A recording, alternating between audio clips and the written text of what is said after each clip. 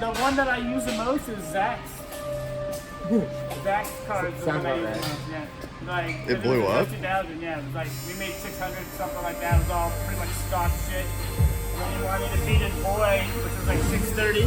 Yeah. And then we beat that. And then he's like, well, let's just go over to the map. Unplug the weight skate. Let's do this shit. I'm like, yo, you gotta ride home? Yeah, like, he you did. gotta ride home? I'm like, I'm not joking. So, yeah, It blew up. I had to have that ride come get me.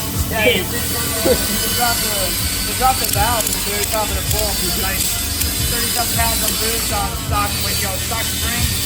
Just that surface area with the spring tension would dropped it. And I told them, there's probably a problem with the motor. Don't try to start it. Push the car off the dyno, and then we'll go take a look at it because it's during a dyno day. And as I come around the corner, I hear him.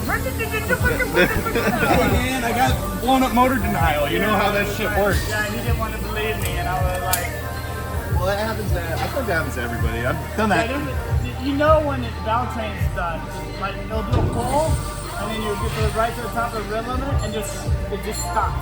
It just goes, no noise, no nothing. It just the motor stops. Yeah. And you're like, oh, there's no problem. And every time, done.